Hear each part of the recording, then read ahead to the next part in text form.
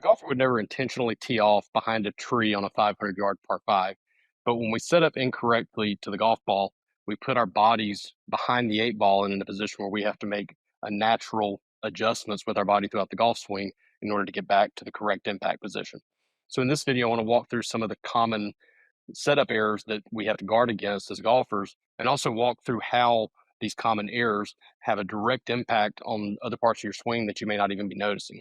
And hey, this video is not intended to be critical of your game. In fact, what caused me to think of it was editing one of the videos we put out last week.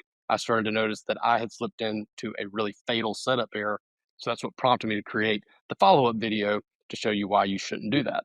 When we set up the ball, we're going to want the toes of our feet pointing in a parallel line to the target. We don't want to necessarily point it at the target because of simple geometry. If your feet are pointing at the target from 200 yards away, you're actually going to be pointing right of where you would like to be. So you want your toe line to be parallel to your intended target line. You're going to want your knees and hips also square to that target line or parallel to that target line. Your shoulders parallel to that target line. We don't want them over here. We don't want them pointing out to the right. We want it to be pretty much right down the line. We're also going to want our elbows parallel to that target line and our elbows pointing directly out. Now we're in the position where if I just stand out of my golf posture and lift my arms like we talked about in another video that we released last week, get back in my posture and turn, I'm in the correct position. But if my shoulders are pointing to the left of the target and I lift the arms up and turn, I'm well off plane. And as I turn back down, I'm going to be over the top. If I have my shoulders too far to the right, lift my arms, turn, I'm now laid off. And now I'm either going to get stuck or I'm going to have to make an adjustment to come back over the top to get the club back on plane. The same is true with our arms. If I have my right elbow too far away from my body, which is going to make it set up so that the triangle of my arms here is pointing left of the target, then if I lift my arms correctly and turn, the club's pointing right at the target. And again, I'm going to be fighting it over the top unless I make some type of an adjustment. If you flip that and I have my left elbow out too far from my body and my right elbow in tight where it's supposed to be, lift my arms, rotate, I'm now laid off, stuck, or come over the top. Even if we have the triangle of our arms square to the target, if we have the rotation a little bit off in our forearms at setup, this can also have an impact not only on the club face path, but also on the swing plane itself. So ideally, we want those elbows pointing sort of out towards the golf ball. If I let that left arm get rotated over a little bit more and lift the club straight up, rotate, now I'm off plane, laid off again. If I rotate the right elbow towards the target, even if the triangle itself is square, but the right elbow is pointing more towards the target, now when I lift and turn, I'm again off plane, and I'm going to fight this move on the way down. Our posture is another area that a lot of golfers don't realize can have such an impact on your swing path. And this is something that, I've been playing golf for 30 years before I ever even connected the dots on this one. But if I'm in a correct posture where I can put the golf club on my backside and the back of my head and touch the shaft to both points, if I'm in this posture and make the correct movement, lifting the arm straight up, rotate, I'm in a good spot at the top. But now if I slouch my shoulders, watch what happens when I bring the club back down. I'm over the top. Correct it, and I'm back on plane.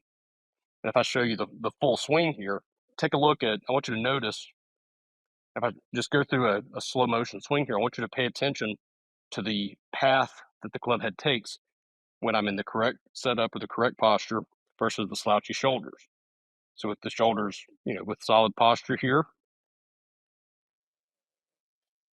I'm right down the line. But when I slouch my shoulders,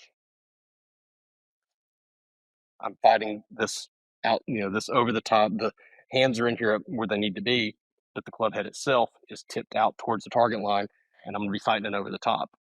And then there's a final dimension of this that can get really tricky, where we start to mix and match and sort of build your own error platter as you're set up the golf ball. So for me, what this looks like a lot of times is I'll get my feet a little bit closed where they're pointing at the target or maybe even slightly right of it.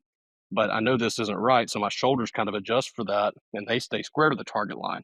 Well, now I have put myself way behind the eight ball for creating that X factor that they talk about, where you want your hips pointing about 45 degrees open at impact and your shoulders square. But because I've set up incorrectly, I have already started off with my hips, say, 10 degrees closed and my shoulders pretty square.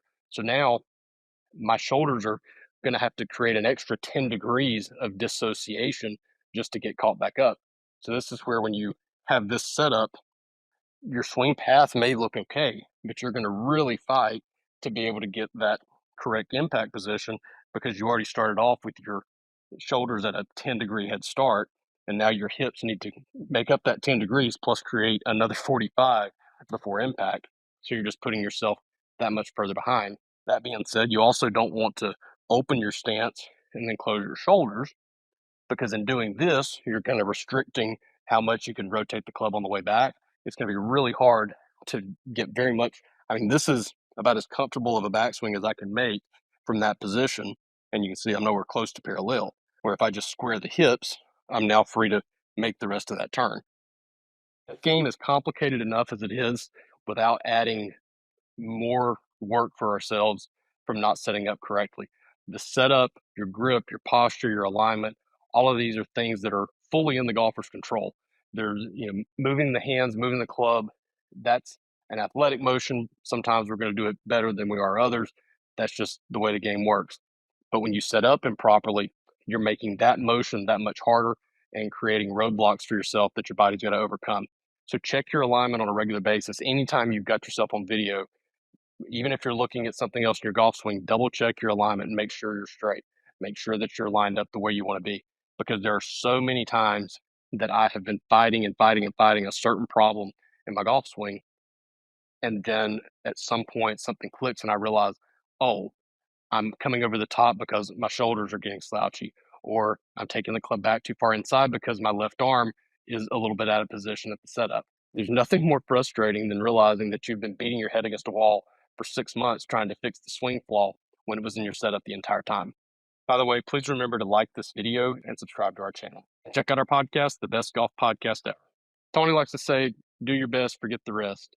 And I like to kind of just dig a little deeper on that and say, control what you can control and learn to accept the things that you can't. But your setup and your posture, your grip, your alignment, these are all things that are in our control. So keep a close eye on them, monitor them regularly as your, think of them as the essential vitals to your golf swing's health. And not only should you find yourself playing more consistently, but you may also find that the swing changes that you're trying to implement become a lot easier because you're not trying to solve a Rubik's Cube as you're going through that process. So keep an eye on your alignment, make this part of your regular practice. Hope this helps. Thanks for watching.